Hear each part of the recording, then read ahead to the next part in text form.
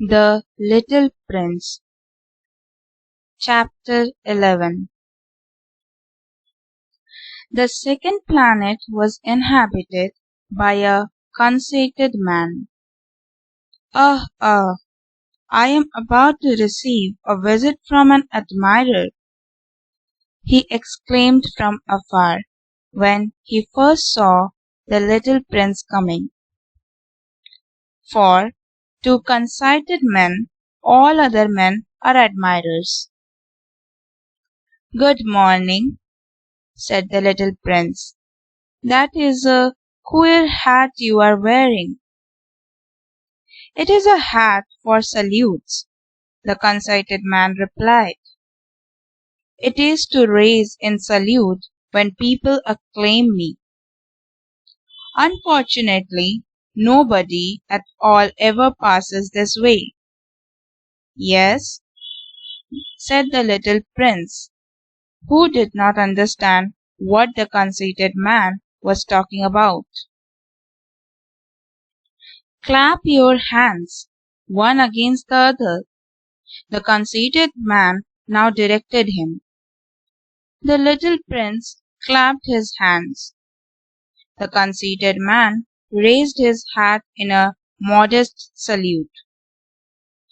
"This is more entertaining than the visit to the king," the little prince said to himself. And he began again to clap his hands, one against the other. The conceited man again raised his hat in salute. After 5 minutes of this exercise, the little prince grew tired of the game's monotony. "And what should one do to make the hat come down?" he asked. But the conceited man did not hear him. Conceited people never hear anything but praise. "Do you really admire me very much?" he demanded of the little prince. "What does that mean, admire?" "To admire means that you regard me as the handsomest, the best dressed, the richest, and the most intelligent man on this planet." "But you are the only man on your planet. Do me this kindness. Admire me just the same." "I admire you," said the little prince, shrugging his shoulders slightly. "But what is there in that to interest you so much?" And the little prince went away. "The grown-ups are certainly very odd," he said to himself as he continued on his journey. Chapter 12. The next planet was inhabited by a tippler. This was a very short visit, but it plunged the little prince into deep dejection. "What are you doing there?" he said to the tippler, whom he found settled down in silence before a collection of empty bottles and also a collection of full bottles. "I am drinking," replied the tippler, with a lugubrious air. "Why are you drinking?" demanded the little prince. "So that I may forget," replied the tippler. "Forget what?" inquired the little prince, who already was sorry for him. "Forget that I am ashamed," the tippler confessed, hanging his head. "Ashamed of what?" insisted the little prince, who wanted to help him. "Ashamed of drinking." The tippler brought his speech to an end, and shut himself up in an impregnable silence. And the little prince went away puzzled. "The grown-ups are certainly very, very odd," he said to himself as he continued on his journey. Chapter 13. The fourth planet belonged to a businessman. This man was so much occupied that he did not even raise his head at the little prince's arrival. "Good morning," the little prince said to him. "Your cigarette has gone out. 3 and 2 make 5. 5 and 7 make 12. 12 and 3 make 15. Good morning. 15 and 7 make 22. 22 and 6 make 28. I haven't time to light it again. 26 and 5 make 31. Phew! Then that makes 501,000,000. 622,731. 500,000,000 what?" asked the little prince. Are you still there? 501,000,000. I can't stop. I have so much to do. I am concerned with matters of consequence. I don't amuse myself with balderdash. 2 and 5 makes 7. 501,000,000 what? Repeated the little prince, who never in his life had let go of a question once he asked it. The businessman raised his head. "During the 54 years that I have inhabited this planet, I have been disturbed only 3 times. The first time was 22 years ago, when some giddy goose fell from goodness knows where. He made the most frightful noise, and resounded all over the place, and I made 4 mistakes in my addition. The second time, 11 years ago, I was disturbed by an attack of rheumatism. I don't get enough exercise. I have no time for loafing. The third time, well, this is it. I was saying, then 501,000,000. Millions of what?" The businessman suddenly realized that there was no hope of being left in peace until he answered this question. "Millions of those little objects," he said, "which one sometimes sees in the sky." "Flies?" "Oh, no. Little glittering objects." "Bees?" "Oh, no. Little golden objects that set lazy men to idle dreaming. As for me, I am concerned with matters of consequence. There is no time for idle dreaming in my life." "Ah, you mean the stars?" "Yes, that's it, the stars." "And what do you do with 500,000,000 of stars?" 501,000,000. 622,731. I am concerned with matters of consequence. I am accurate. "And what do you do with these stars?" "What do I do with them?" "Yes, nothing. I own them." "You own the stars?" "Yes, but I have already seen a king who—" "Kings do not own. They regent over. It is a very different matter." "And what good does it do you to own the stars?" "It does me the good of making me rich." "And what good does it do you to be rich?" "It makes it possible for me to buy more stars, if any are ever discovered." This man, the little prince said to himself, reasons a little like my poor tippler. Nevertheless, he still had some more questions. How is it possible for one to own the stars? To whom do they belong? The businessman retorted peevishly. I don't know. To nobody. Then they belong to me, because I was the first person to think of it.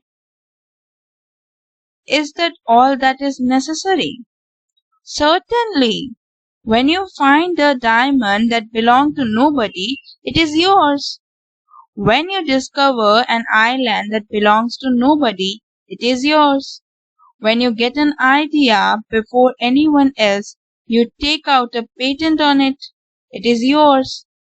So with me, I own the stars, because nobody else before me ever thought of owning them. Yes, that is true, said the little prince. And what do you do with them? I administer them, replied the businessman. I count them and recount them. It is difficult, but I am a man who is naturally interested in matters of consequence. The little prince was still not satisfied. If I owned a silk scarf, he said, I could put it around my neck and take it away with me. If I owned a flower, I could pluck that flower and take it away with me. But you cannot pluck the stars from heaven. No, but I can put them in the bank. Whatever does that mean? That means that I write the number of my stars on a little paper, and then I put this paper in a drawer and lock it with a key.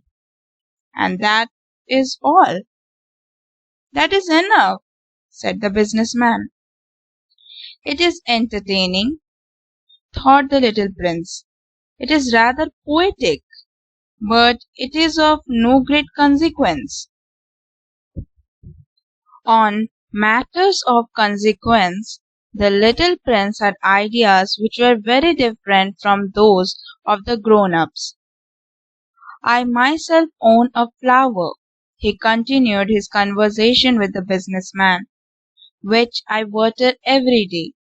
I own 3 volcanoes, which I clean out every week, for I also clean out the one that is extinct.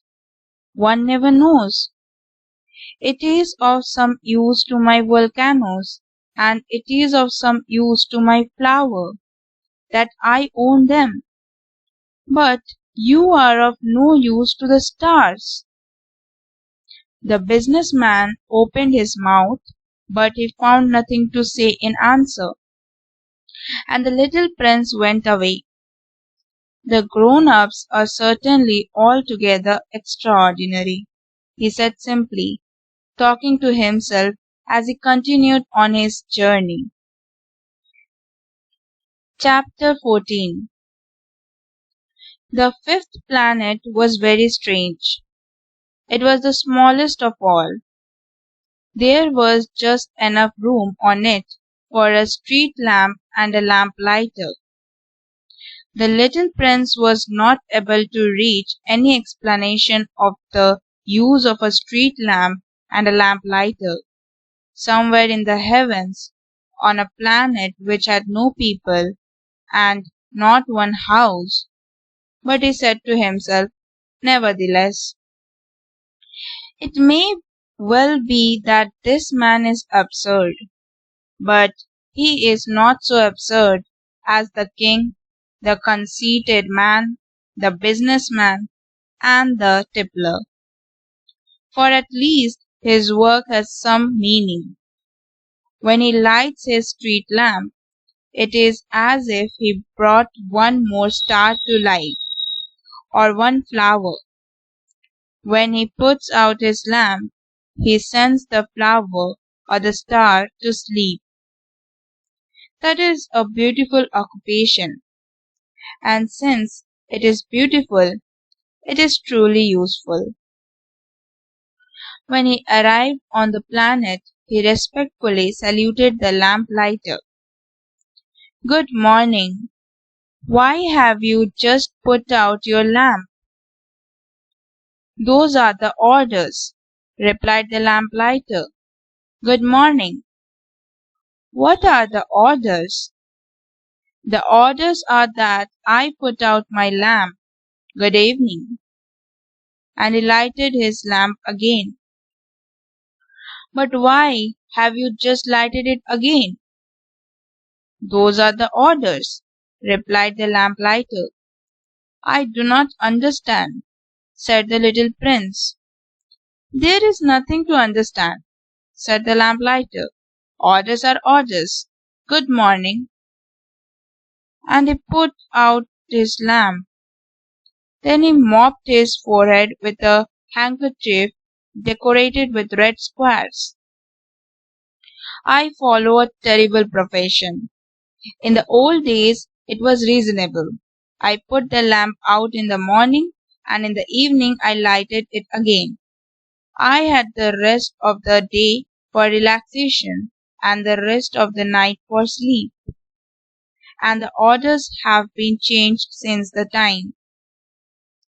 The orders have not been changed, said the lamplighter. That is the tragedy. From year to year the planet has turned more rapidly and the orders have not been changed.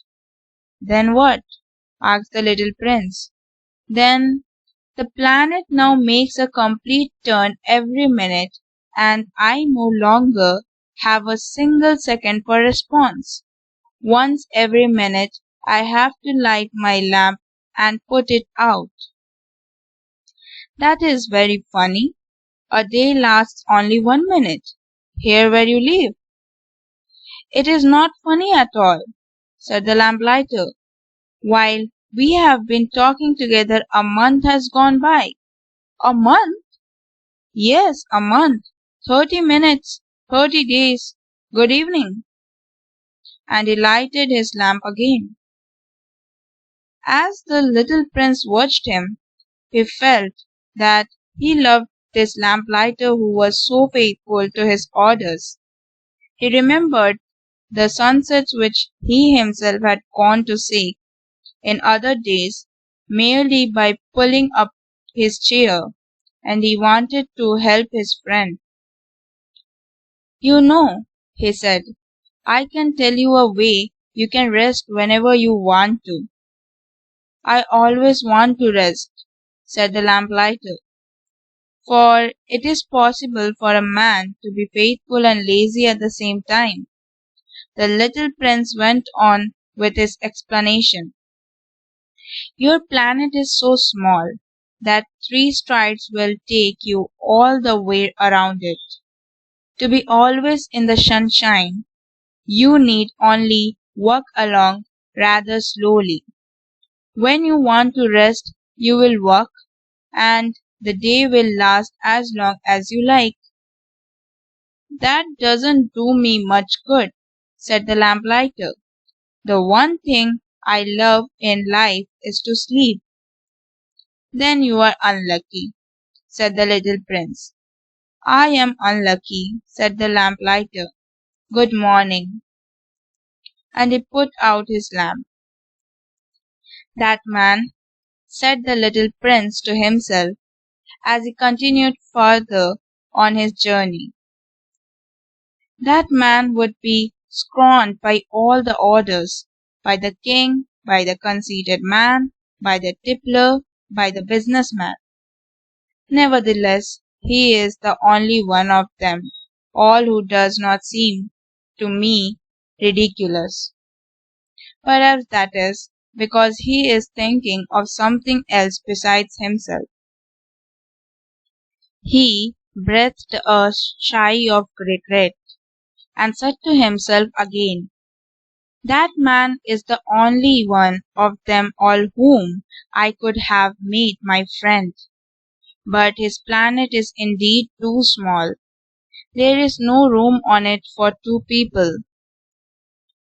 What the little prince did not dare confess was that he was sorry most of all to leave this planet, because it was best every day with 1440 sunsets. Chapter 15. The sixth planet was 10 times larger than the last one. It was inhabited by an old gentleman who wrote voluminous books. "Oh, look! Here is an explorer!" he exclaimed to himself when he saw the little prince coming. The little prince sat down on the table and panted a little. He had already travelled so much and so far. "Where do you come from?" the old gentleman said to him. "What is that big book?" said the little prince. "What are you doing?" "I am a geographer," the old gentleman said to him. "What is a geographer?" asked the little prince.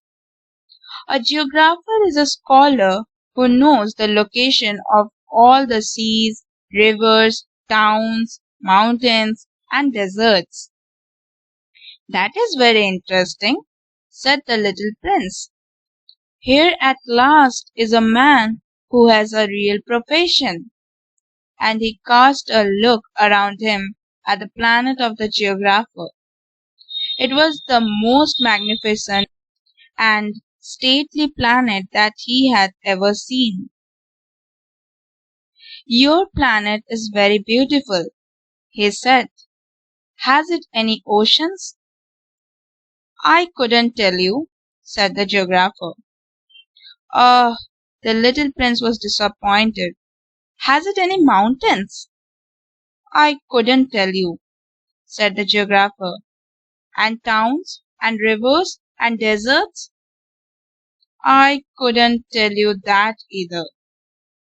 "But you are a geographer." "Exactly," the geographer said, "but I am not an explorer. I haven't a single explorer on my planet. It is not the geographer who goes out to count the towns, the rivers, the mountains, the seas, the oceans, and the deserts. The geographer is much too important to go loafing about. He does not leave his desk, but he receives the explorers in his study. He asks them questions and he notes down what they recall of their travels. And if the recollections of any one among them seem interesting to him, the geographer orders an inquiry into that explorer's moral character. Why is that? Because an explorer who told lies would bring disaster on the books of the geographer. So would an explorer who drank too much. Why is that? Asked the little prince. Because intoxicated men see double. Then the geographer would note down two mountains in a place where there was only one. "I know someone," said the little prince, "who would make a bad explorer." "That is possible. Then, when the moral character of the explorer is shown to be good, an inquiry is ordered into his discovery. One goes to see it." "No, that would be too complicated. But one requires the explorer to furnish proofs. For example, if the discovery in question is that of a large mountain, one requires that large stones be brought back from it." The geographer was suddenly stirred to excitement. "But you come from far away. You are an explorer. You shall describe your planet to me." And having opened his big register, the geographer sharpened his pencil. The recitals of explorers are put down first in pencil. One waits until the explorer has furnished proofs before putting them down in ink. Well, said the geographer expectantly. Oh, where I live, said the little prince. It is not very interesting. It is all so small. I have 3 volcanoes. 2 volcanoes are active, and the other is extinct. But one never knows. One never knows, said the geographer. I have also a flower. We do not record flowers, said the geographer. Why is that? The flower is the most beautiful thing on my planet. We do not record them, said the geographer, because they are ephemeral. What does that mean, ephemeral? Geographies, said the geographer, are the books which all our books are most concerned with matters of consequence. They never become old-fashioned. It is very rarely that a mountain changes its position. It is very rarely that an ocean empties itself of its waters. We write of eternal things. But extinct volcanoes may come to life again, the little prince interrupted. What does that mean? Ephemeral. Whether volcanoes are extinct or alive, it comes to the same thing for us, said the geographer. The thing that matters to us is the mountain. It does not change. But what does that mean, ephemeral? Repeated the little prince, who never in his life had let go of a question once he had asked it. It means which is in danger of speedy disappearance. Is my flower in danger of speedy disappearance? Certainly it is. My flower is ephemeral, the little prince said to himself, and she has only 4 thorns to defend herself against the world, and I have left her on my planet all alone. That was his first moment of regret, but he took courage once more. What place would you advise me to visit now? He asked. The planet Earth, replied the geographer. It has a good reputation. And the little prince went away, thinking of his flower. Chapter 16. So then the 7th planet was the Earth. The Earth is not just an ordinary planet.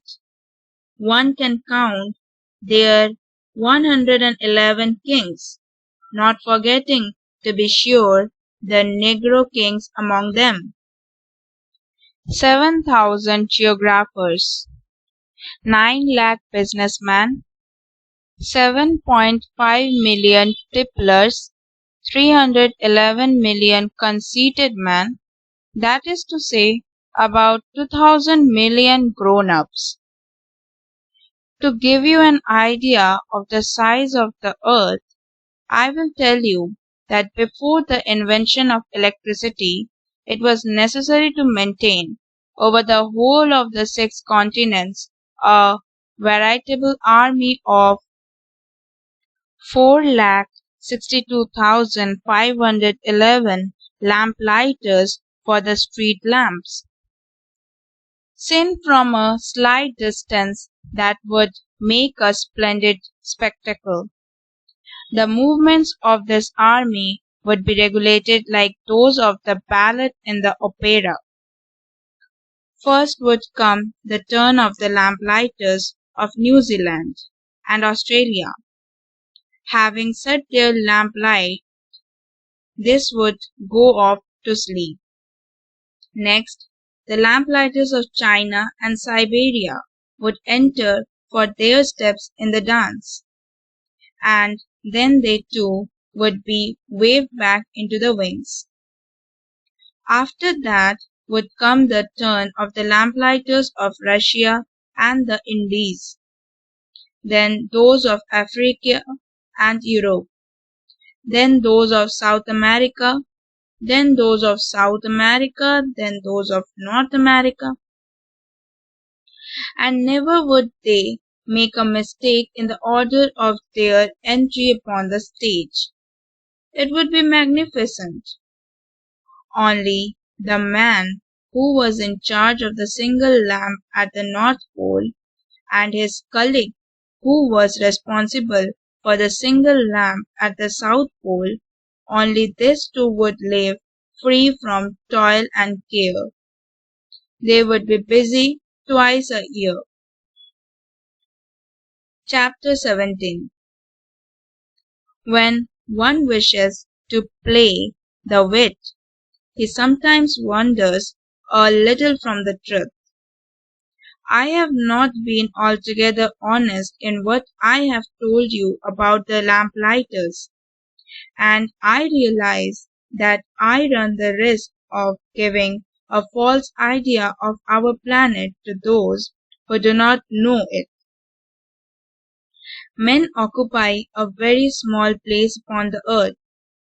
If the 2 billion inhabitants who people its surface were all to stand upright and somewhat crowded together, as they do not, for some big public assembly, they could easily be put into one public square 20 miles along and 20 miles wide. All humanity could be piled up on a small Pacific island. The grown-ups, to be sure, will not believe you when you tell them that they imagine that they fill a great deal of space. They fancy themselves as important as the baobabs. You should advise them, then, to make their own calculations. They adore figures, and that will please them. But do not waste your time on this extra task. It is unnecessary. You have, I know, confidence in me. When the little prince arrived on the earth, he was very much surprised not to see any people.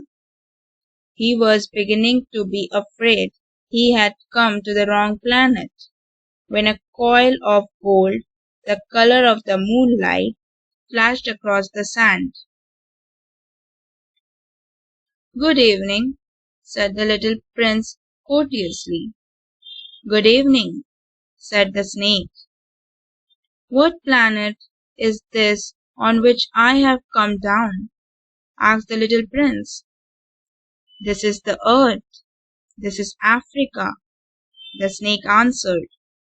"Oh, then there are no people on the earth." "This is the desert. There are no people in the desert. The earth is large," said the snake. The little prince sat down on a stone and raised his eyes towards the sky. "I wonder," he said, "whether the stars are set alight in heaven so that one day each one of us may find his own again. Look at my planet. It is right there above us, but how far away it is." "It is beautiful," the snake said. "What has brought you here?" "I have been having some trouble with a flower," said the little prince. "Ah," said the snake, and they were both silent. "Where are the men?" The little prince at last took up the conversation again. "It is a little lonely in the desert." "It is also lonely among men," the snake said. The little prince gazed at him for a long time. "You are a funny animal," he said at last. "You are no thicker than a finger." But I am more powerful than the finger of a king, said the snake. The little prince smiled. You are not even powerful. You haven't even any feet. You cannot even travel. I can carry you farther than any ship could take you, said the snake. He twined himself around the little prince's ankle like a golden bracelet. Whomever I touch, I send back to the earth from where he came. The snake spoke again. But you are innocent and true, and you come from a star. The little prince made no reply. You move me to pity. You are so weak on this earth made of granite. The snake said, I can help you some day. If you grow too homesick for your own planet, I can. Oh, I understand you very well, said the little prince. But why do you always speak in riddles? I solved them all, said the snake, and they were both silent. Chapter 18. The little prince crossed the desert and met with only one flower. It was a flower with 3 petals, a flower of no account at all. Good morning, said the little prince. Good morning, said the flower. Where are the men? The little prince asked politely. The flower had once seen a caravan passing. Men, she echoed. I think there are 6 or 7 of them in existence. I saw them several years ago, but one never knows where to find them. The wind blows them away. They have no roots, and that makes their life very difficult. Goodbye, said the little prince. Goodbye, said the flower. Chapter 19. After that, the little prince climbed a high mountain. The only mountains he had ever known were the 3 volcanoes, which came up to his knees, and he used the extinct volcano as a footstool. From a mountain as high as this one, he said to himself, I shall be able to see the whole planet at one glance, and all the people. But he saw nothing, save peaks of rock that were sharpened like needles. Good morning, he said courteously. Good morning, good morning, good morning, answered the echo. Who are you? Said the little prince. Who are you? Who are you? Who are you? Answered the echo. Be my friends. I am all alone, he said. I am all alone, all alone, all alone, answered the echo. What a queer planet, he thought. It is altogether dry, and altogether pointed, and altogether harsh and forbidding. And the people have no imagination. They repeat whatever one says to them. On my planet, I had a flower. She always was the first to speak. Chapter 20. But it happened that after working for a long time through sand and rocks and snow, the little prince at last came upon a road.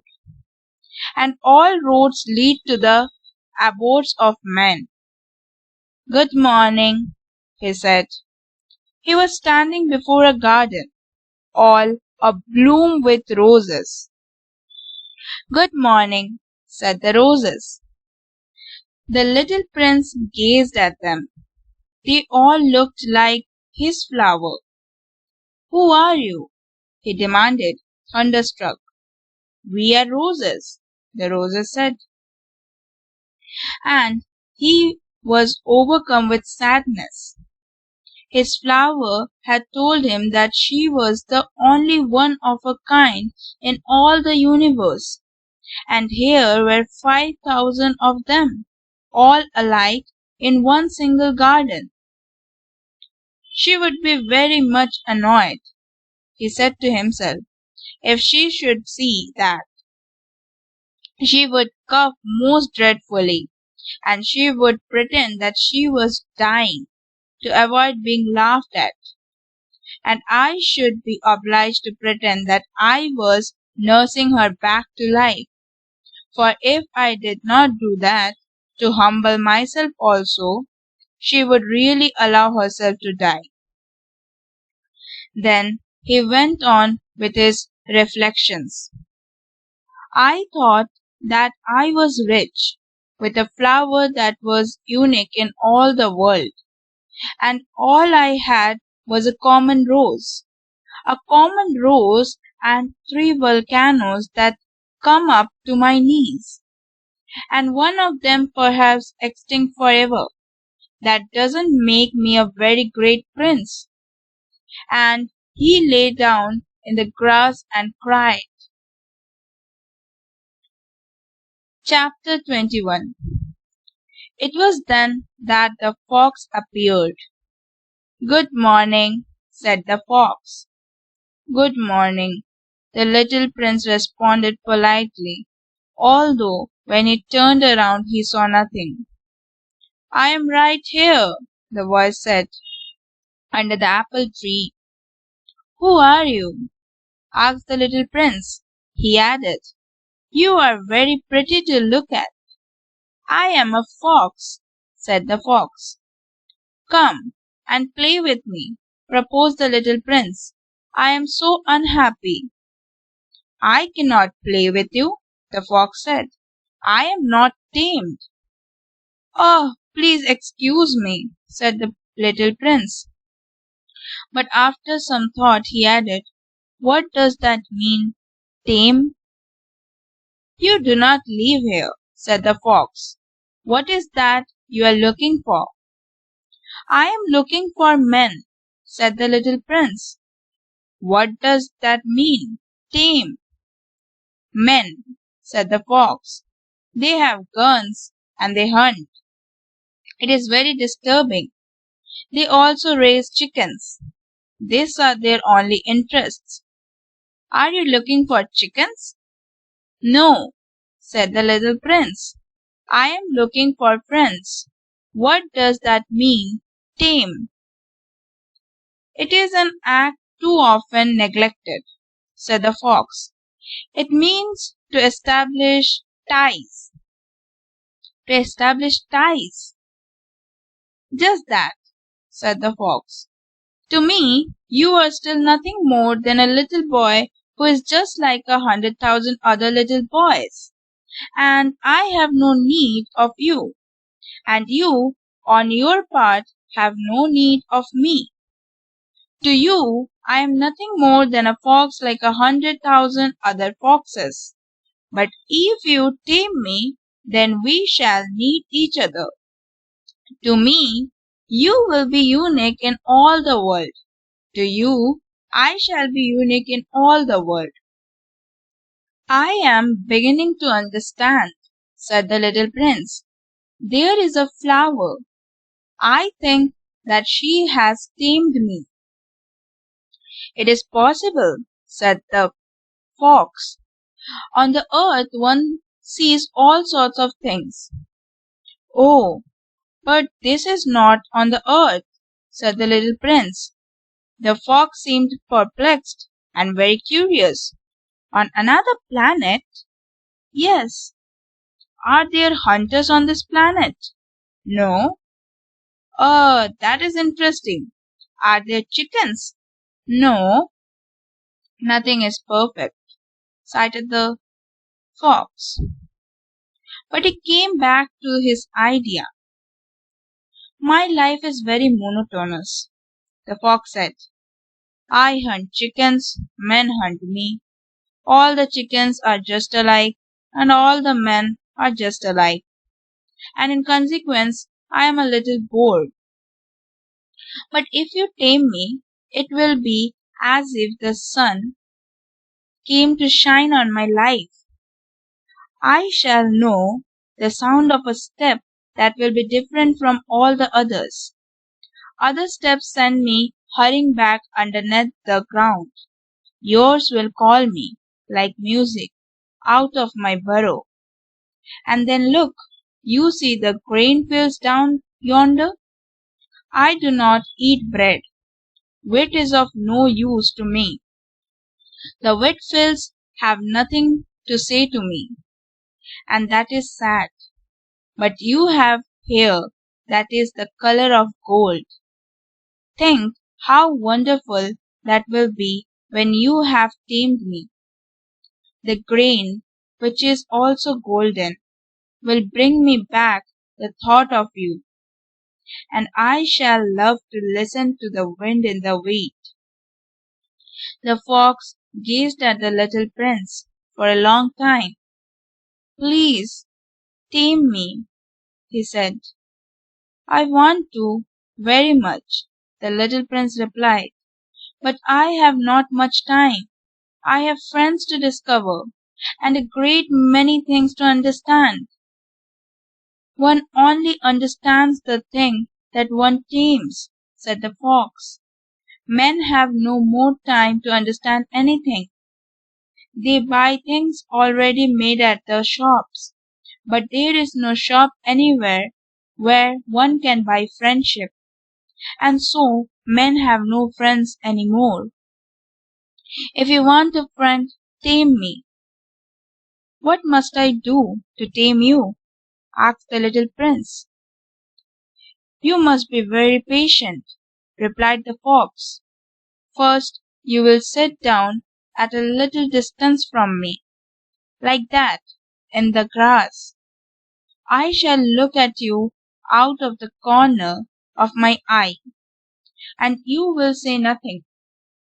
Words are the source of misunderstanding, but you will sit a little closer to me every day. The next day the little prince came back. It would have been better to come back at the same hour, said the fox. If, for example, you come at 4 o'clock in the afternoon, then at 3 o'clock I shall begin to be happy. I shall feel happier and happier as the hour advances. At 4 o'clock I shall already be worrying and jumping about. I shall show you how happy I am. But if you come at just any time, I shall never know at what hour my heart is to be ready to greet you. One must observe the proper rites. What is a rite? Asked the little prince. Those also are actions too often neglected, said the fox. They are what make one day different from other days, 1 hour from other hours. There is a rite, for example, among my hunters. Every Thursday they dance with the village girls. So Thursday is a wonderful day for me. I can take a walk as far as the vineyards. But if the hunters danced at just any time, every day would be like every other day, and I should never have any vacation at all. So the little prince tamed the fox, and then the hour of his departure drew near. "Ah," said the fox, "I shall cry." "It is your own fault," said the little prince. "I never wished you any sort of harm, but you wanted me to tame you." "Yes, that is so," said the fox. "But now you are going to cry," said the little prince. "Yes, that is so," said the fox. "Then it has done you no good at all." "It has done me good," said the fox, "because of the color of the wheat fields. And then he added, "Go and look again at the roses. You will understand now that yours is unique in all the world. Then come back to say goodbye to me, and I will make you a present of a secret." The little prince went away to look again at the roses. "You are not at all like my rose," he said. "As yet you are nothing. No one has tamed you, and you have tamed no one. You are like my fox when I first knew him. He was only a fox like 100,000 other foxes, but I have made him my friend, and now he is unique in all the world." And the roses were very much embarrassed. "You are beautiful, but you are empty," he went on. "One could not die for you. To be sure, an ordinary passer-by would think that my rose looked just like you, the rose that belongs to me. But in herself alone she is more important than all the hundreds of you other roses, because it is she that I have watered, because it is she that I have put under the glass globe, because it is she that I have sheltered behind the screen, because it is for her that I have killed the caterpillars, except the 2 or 3 that we saved to become butterflies, because it is she that I have listened to when she grumbled or boasted, or even sometimes when she said nothing, because she is my rose." And we went back to meet the fox. "Goodbye," he said. "Goodbye," said the fox. "And now here is my secret, a very simple secret. It is only with the heart that one can see rightly.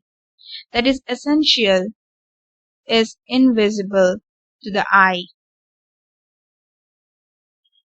"What is essential is invisible to the eye," the little prince repeated, so that he would be sure to remember. "It is the time you have wasted for your rose that makes your rose so important." "It is the time I have wasted for my rose," said the little prince, so that he would be sure to remember. "Men have forgotten this truth," said the fox, "but you must not forget it.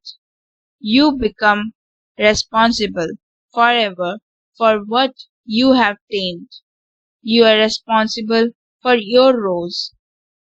"I am responsible for my rose," the little prince repeated, so that he would be sure to remember.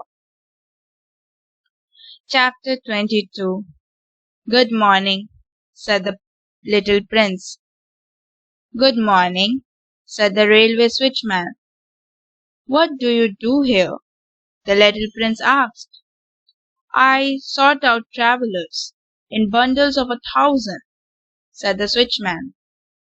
"I send off the trains that carry them, now to the right, now to the left," and a brilliantly lighted express train shook the switchman's cabin as it rushed by with a roar like thunder. "They are in a great hurry," said the little prince. "What are they looking for?" "Not even the locomotive engineer knows that," said the switchman. And a second brilliantly lighted express thundered by in the opposite direction. "Are they coming back already?" demanded the little prince. "These are not the same ones," said the switchman. "It is an exchange." "Were they not satisfied where they were?" asked the little prince. "No one is ever satisfied where he is," said the switchman. And they heard the roaring thunder of a third brilliantly lighted express. "Are they pursuing the first travellers?" demanded the little prince. They are pursuing nothing at all, said the switchman. They are asleep in there, or if they are not asleep, they are yawning. Only the children are flattering their noses against the window panes. Only the children know what they are looking for, said the little prince. They waste their time over a rag doll and it becomes very important to them. And if anybody takes it away from them, they cry. They are lucky, the switchman said. Chapter 23. Good morning, said the little prince.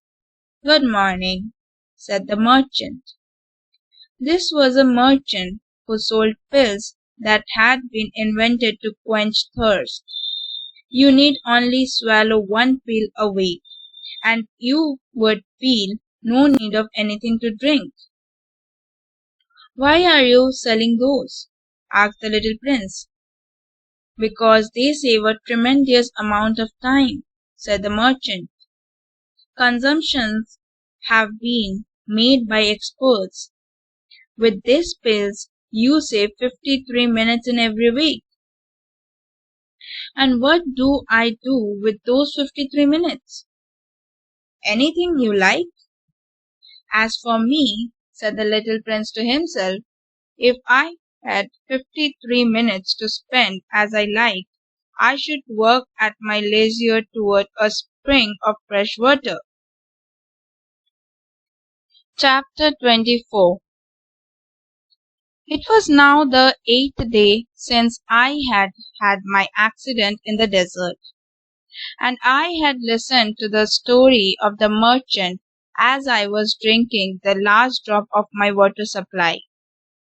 Ah, I said to the little prince, these memories of yours are very charming, but I have not yet succeeded in repairing my plane.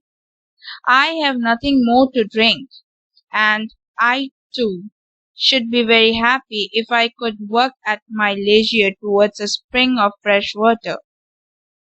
My friend the fox, the little prince said to me, my dear little man, this is no longer a matter that has anything to do with the fox. Why not? Because I am about to die of thirst. He did not follow my reasoning, and he answered me, it is a good thing to have had a friend, even if one is about to die. I, for instance, am very glad to have had a fox as a friend. He has no way of guessing the danger, I said to myself. He has never been either hungry or thirsty. A little sunshine is all he needs. But he looked at me steadily and replied to my thought, I am thirsty, too. Let us look for a well. I made a gesture of weariness. It is absurd to look for a well at random in the immensity of the desert, but nevertheless we started working. When we had trudged along for several hours in silence, the darkness fell, and the stars began to come out.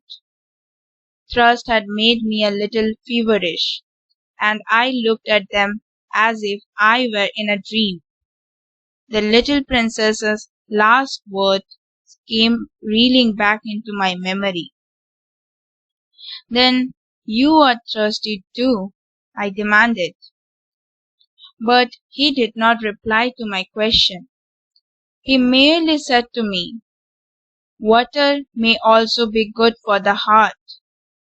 I did not understand this answer, but I said nothing. I knew very well that it was impossible to cross-examine him. He was tired. He sat down. I sat down beside him, and after a little silence, he spoke again. The stars are beautiful because of a flower that cannot be seen. I replied, yes, that is so. And without saying anything more, I looked across the ridges of sand that were stretched out before us in the moonlight. The desert is beautiful, the little prince added. And that was true. I have always loved the desert. One sits down on a desert sand dune, sees nothing, hears nothing, yet through the silence something throbs and gleams. What makes the desert beautiful, said the little prince, is that somewhere it hides a veil. I was astonished by a sudden understanding of that mysterious radiation of the sands. When I was a little boy, I lived in an old house, and legend told us that a treasure was buried there. To be sure, no one had ever known how to find it. Perhaps no one had ever even looked for it. But it cast an enchantment over that house. My home was hiding a secret in the depth of its heart. Yes, I said to the little prince, the house, the stars, the desert, what gives them their beauty is something that is invisible. I am glad, he said, that you agree with my fox. As the little prince dropped off to sleep, I took him in my arms and set out walking once more. I felt deeply moved and stirred. It seemed to me that I was carrying a very fragile treasure. It seemed to me even that there was nothing more fragile on all earth. In the moonlight I looked at his pale forehead, his closed eyes, his locks of hair that trembled in the wind, and I said to myself, what I see here is nothing but a shell. What is most important is invisible.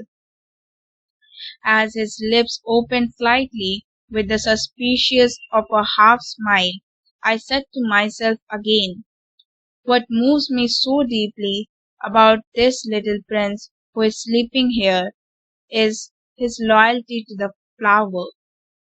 The image of a rose that shines through his whole being like the flame of a lamp, even when he is asleep. And I felt him to be more fragile still. I felt the need of protecting him, as if he himself were a flame that might be extinguished by a little put of wind. And as I worked on so, I found the well at daybreak. Chapter 25. Men, said the little prince, set out on their way in express trains, but they do not know what they are looking for. Then they rush about and get excited and turn out round and round. Then he added, it is not worth the trouble. The well that we had come to was not like the wells of the Sahara. The wells of the Sahara are mere holes dug in the sand. This one was like a well in a village. But there was no village here, and I thought I must be dreaming. It is strange, I said to the little prince. Everything is ready for use. The pulley, the bucket, the rope. He laughed, touched the rope, and set the pulley to working.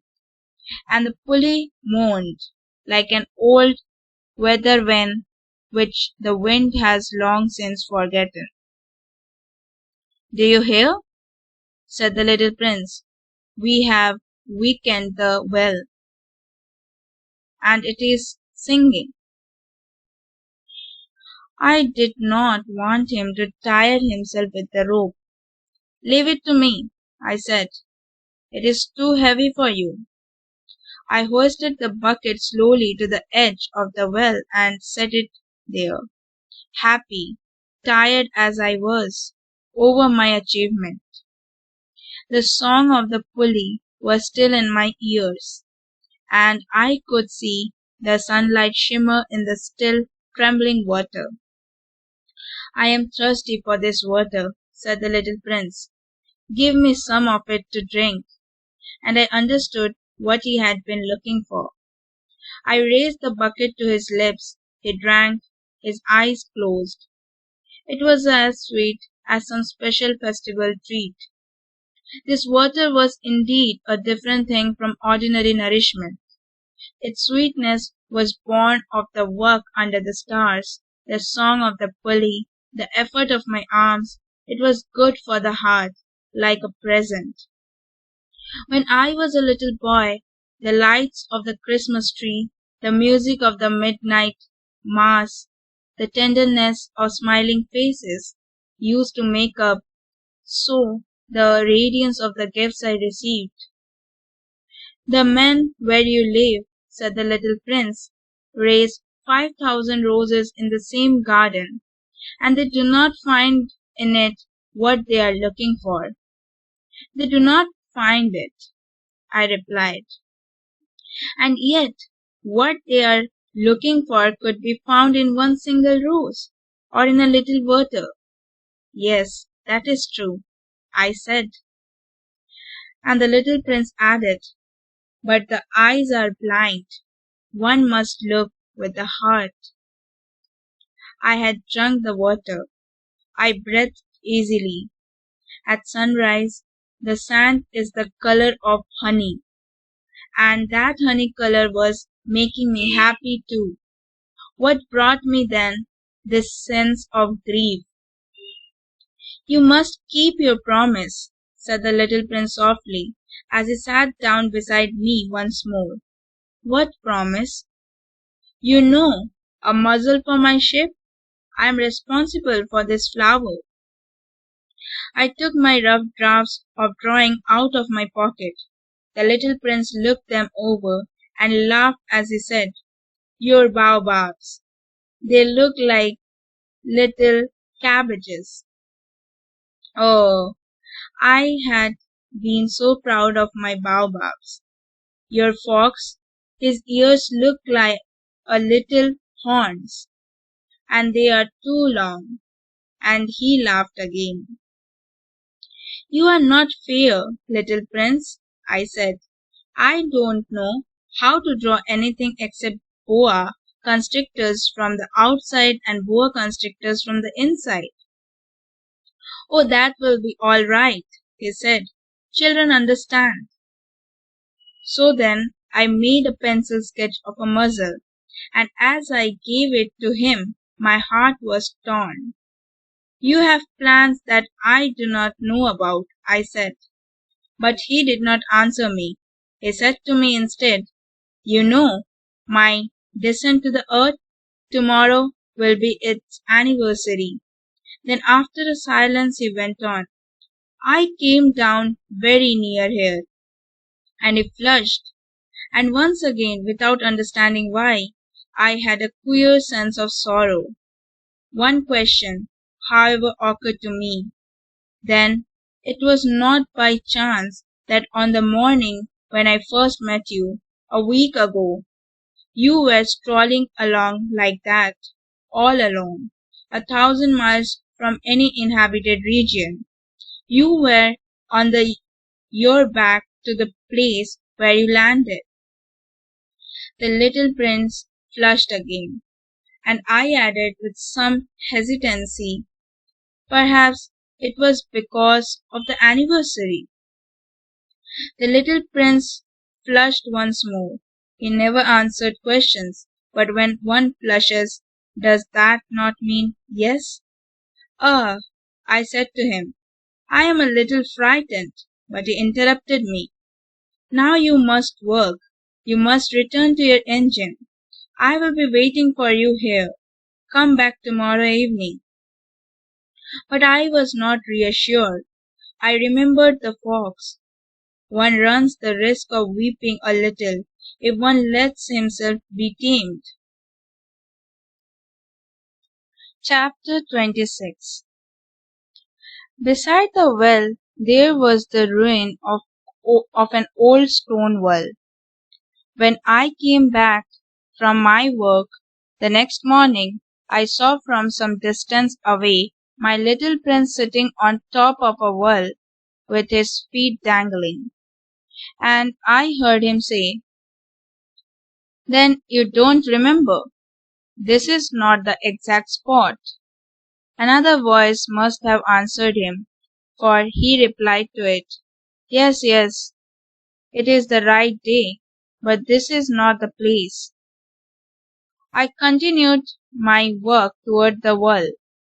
At no time did I see or hear anyone.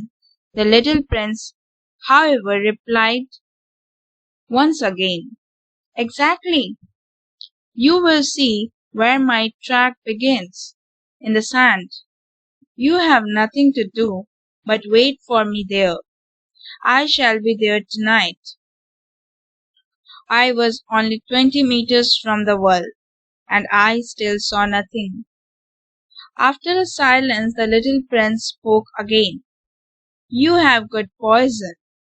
You are sure that it will not make me suffer too long?"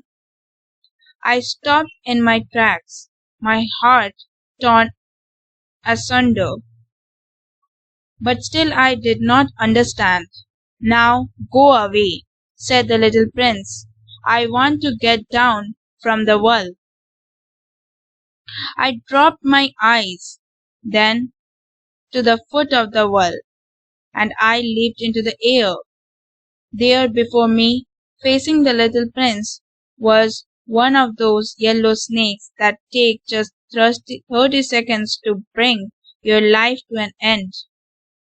Even as I was digging into my pocket to get out my revolver, I made a running step back, but at the noise I made, the snake let himself flow easily across the sand like the dying spray of a fountain, and in no apparent hurry disappeared with a light metallic sound among the stones. I reached the wall just in time to catch my little man in my arms. His face was white as snow. "What does this mean?" I demanded. "Why are you talking with snakes?" I had loosened the golden muffler that he always wore. I had moistened his temples and had given him some water to drink. And now I did not dare ask him any more questions. He looked at me very gravely and put his arms around my neck. I felt his heart beating like the heart of a dying bird, shot with someone's rifle. "I am glad that you have found what was the matter with your engine," he said. "Now you can go back home." "How do you know about that?" I was just coming to tell him that my work had been successful, beyond anything that I had dared to hope.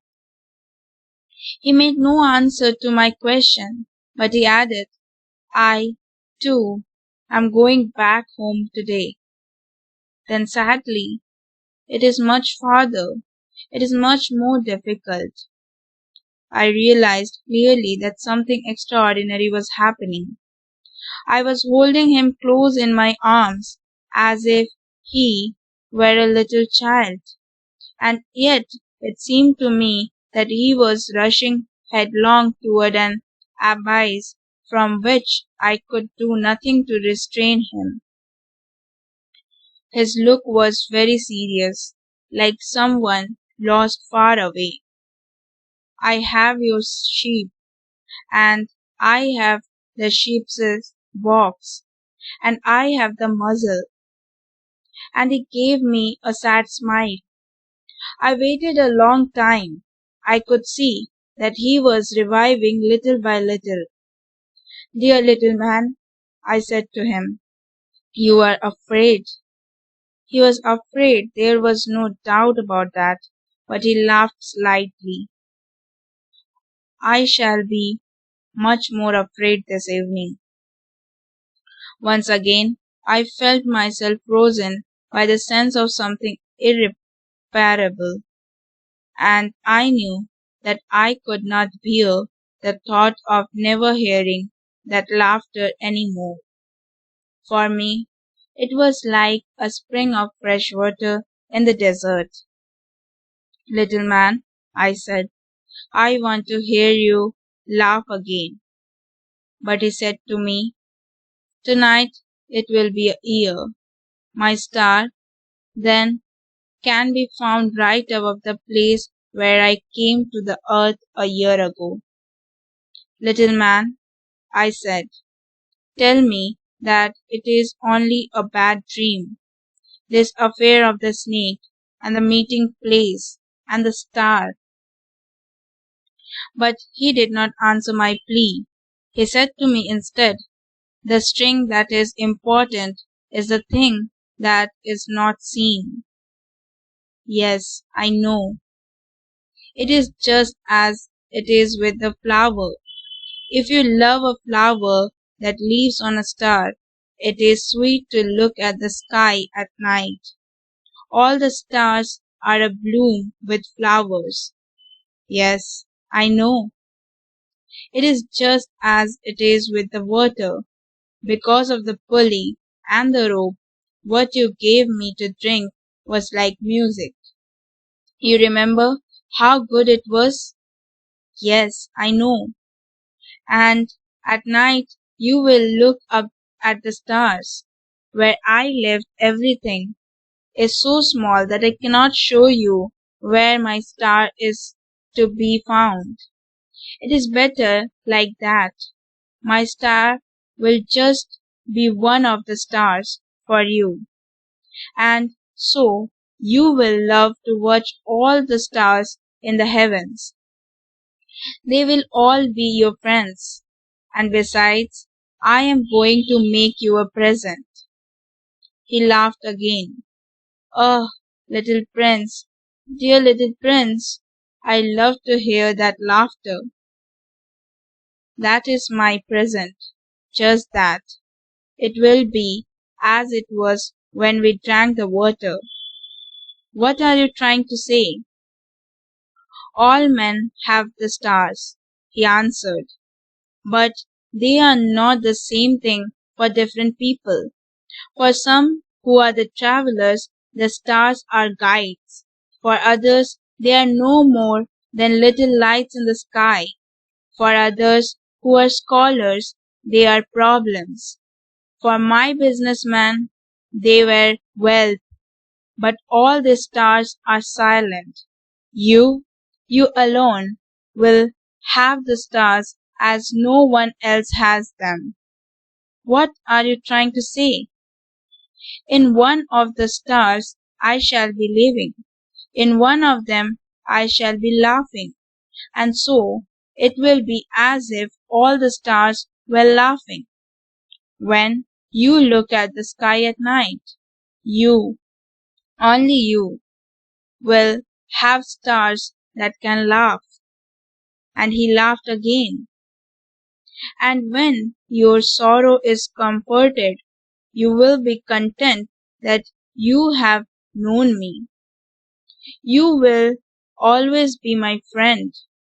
You will want to laugh with me, and you will sometimes open your window so for that pleasure, and your friends will be properly astonished to see you laughing as you look up at the sky. Then you will say to them, yes, the stars always make me laugh, and they will think you are crazy. It will be a very shabby trick that I shall have played on you. And he laughed again. It will be as if, in place of the stars, I had given you a great number of little bells that knew how to laugh. And he laughed again. Then he quickly became serious. Tonight, you know, do not come, said the little prince. I shall not leave you, I said. I shall look as if I were suffering. I shall look a little as if I were dying. It is like that. Do not come, to see that. It is not worth the trouble. I shall not leave you. But he was worried. I tell you, it is also because of the snake. He must not bite you. Snakes, they are malicious creatures. This one might bite you just for fun. I shall not leave you. But a thought came to reassure him.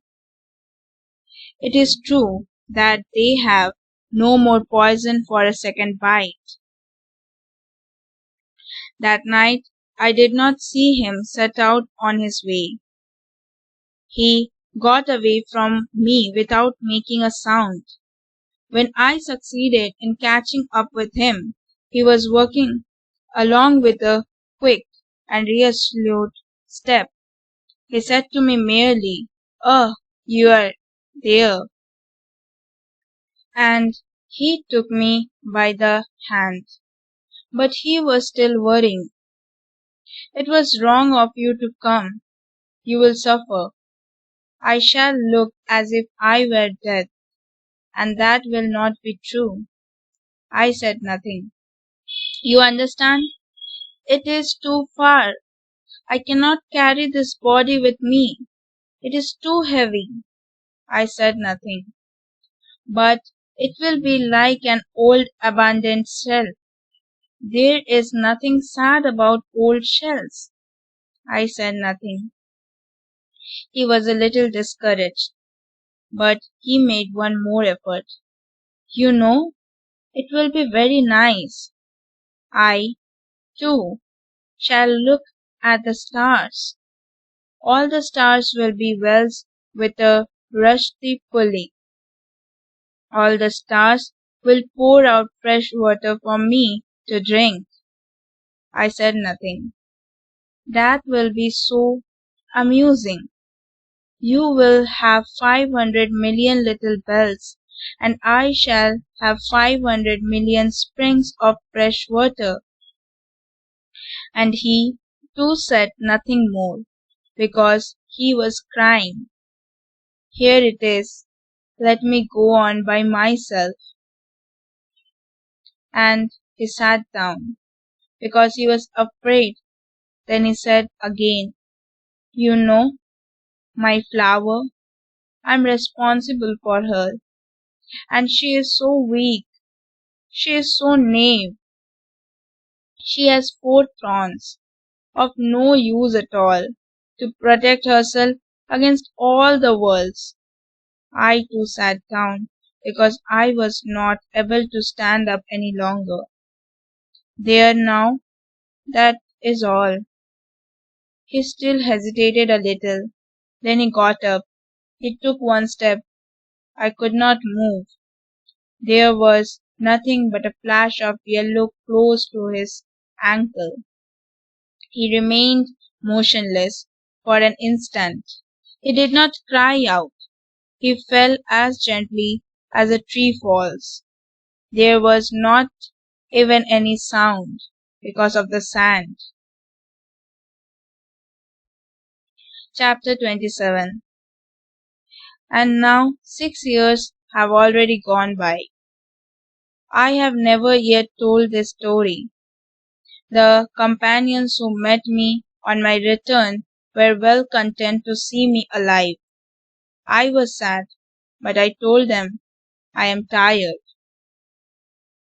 Now my sorrow is comforted a little, that is to say, not entirely, but I know that he did go back to his planet, because I did not find his body at daybreak. It was not such a heavy body, and at night I love to listen to the stars. It is like 500 million little bells. But there is one extraordinary thing. When I drew the muzzle for the little prince, I forgot to add the leather strap to it. He will never have been able to fasten it on his sheep. So now I keep wondering what is happening on his planet.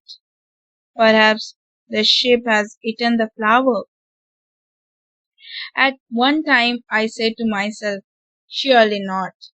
The little prince shuts his flower under her glass globe every night, and he watches over his ship very carefully. Then I am happy, and there is sweetness in the laughter of all the stars. But at another time I say to myself, at some moment or other one is absent minded, and that is enough. On some one evening he forgot the glass globe, or the ship got out without making any noise in the night, and then the little bells are changed to tears.